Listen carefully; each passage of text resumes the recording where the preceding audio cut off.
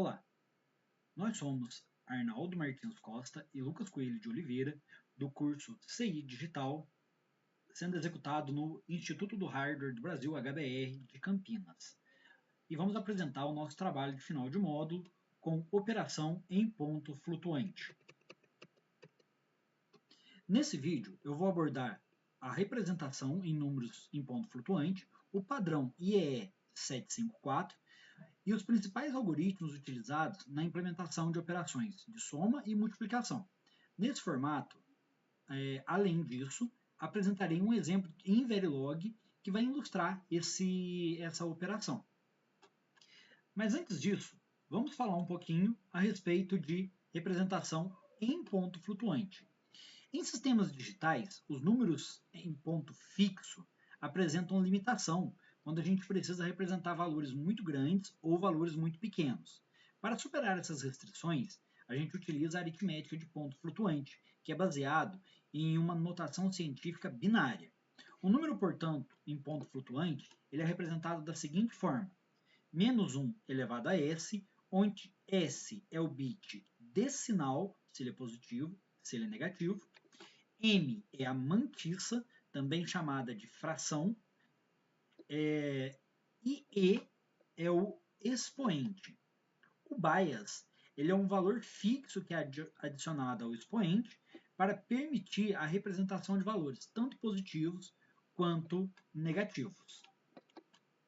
Então, quando a gente fala aí, né, do padrão I3E ou 754, ele é, né, a norma mais utilizada para a representação de ponto flutuante em sistemas computacionais.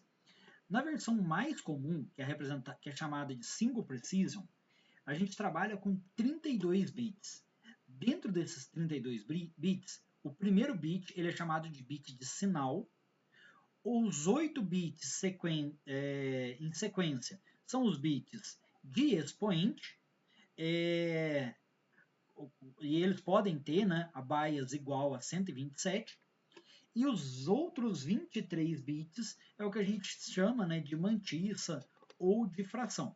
Nós temos também a representação em Double Precision, que ele é feito em 64 bits, onde o primeiro bit continua sendo um bit de sinal, 11 bits agora de expoente e 52 bits de fração.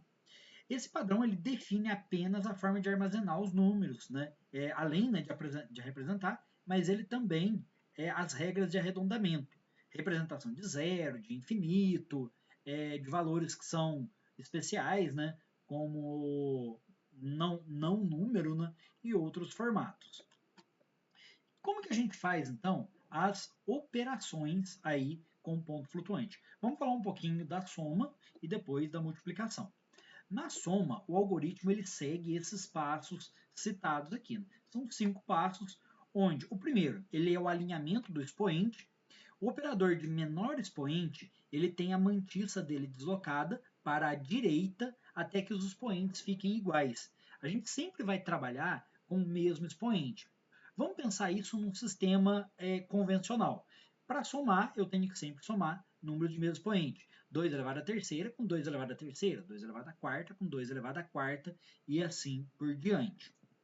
Depois de feito o alinhamento dos expoentes, a gente faz, né, ou a soma ou a subtração das mantissas, dependendo, é claro, do sinal, fazendo essa operação. Depois a gente faz a normalização. O resultado final, né, o resultado dessa soma, ele é ajustado para que a mantissa fique dentro de um formato normalizado, que ele sempre começando, né, com um bit implícito, que é 1. A gente faz o ajuste de expoente.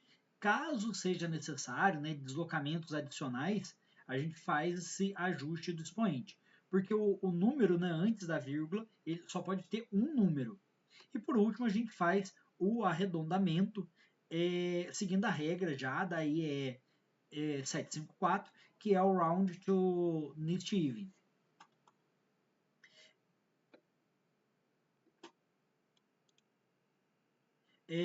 A operação de multiplicação, né, ela já segue aí um outro parâmetro. A primeira coisa que a gente faz, ela sempre é o cálculo do sinal, Por quê? Se eu estou multiplicando positivo com positivo, dá positivo, negativo com negativo, também dá positivo, e se forem números, né, de sinal diferente, a gente tem, né, positivo com negativo dá negativo, negativo com negativo dá positivo. Se a gente for olhar isso, isso é uma operação XOR. Porque o bit de sinal, ele é sempre o primeiro bit. Se ele for 0, é um número positivo. Se ele for 1, é um número negativo. Dessa forma, se eu fizer uma porta XOR com 0 e 0, o resultado dá 0. Se eu faço uma porta XOR com 1 e 1, o resultado dá 0.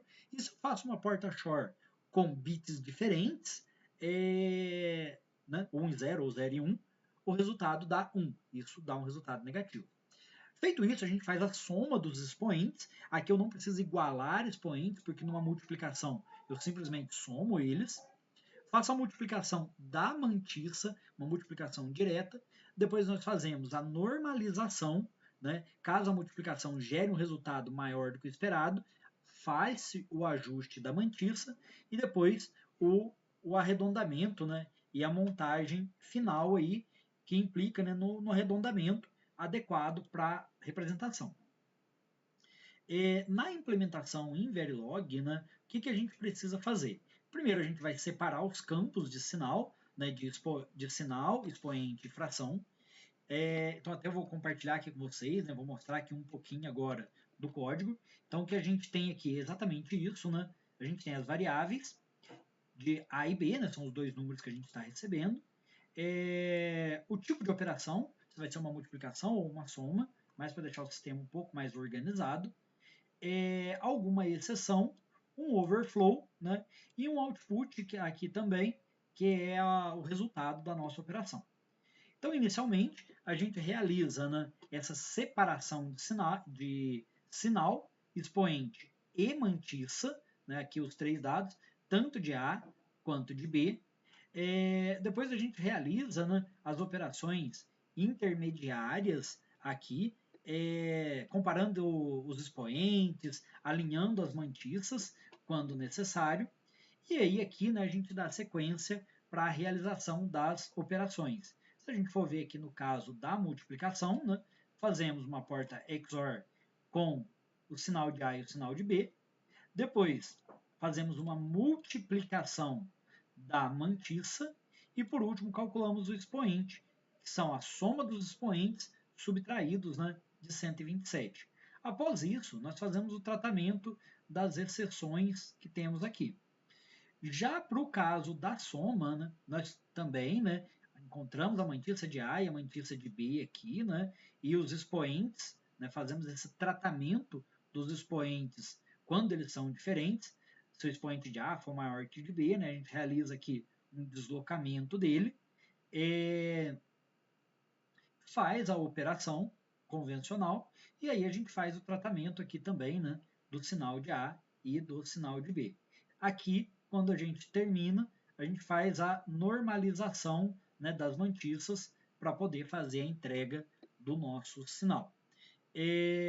O test bank, né, que foi elaborado para essa operação, ele traz aqui já diversas operações, né, do que deveria mostrar. Então, nós temos aqui os números 1.5, 2.25, 5.75 e 3.25, 10 e 0.5, 2 e 3, 1 e 1,5. Então, a gente aplica esses números, né, e aguarda o resultado depois. Então, aqui, né, a gente já tem algumas operações que foram realizadas. No EDA Playground, não é legal a gente trabalhar com a conversão de bit para real, ele acaba dando erros, mas a gente já testou, né, e verificou que ele está validado e que está bem bacana. A implementação de operação em Verilog, né, em ponto flutuante, foi muito bacana, porque a gente conseguiu compreender o funcionamento interno, né, de processadores, né, de GPUs, de unidade de ponto flutuante. Com isso a gente conseguiu, né, até mesmo amadurecer vários conceitos que a gente tinha aí de Verilog que não estava tão bacana para a gente, ok? Muito obrigado, uma boa noite e até mais.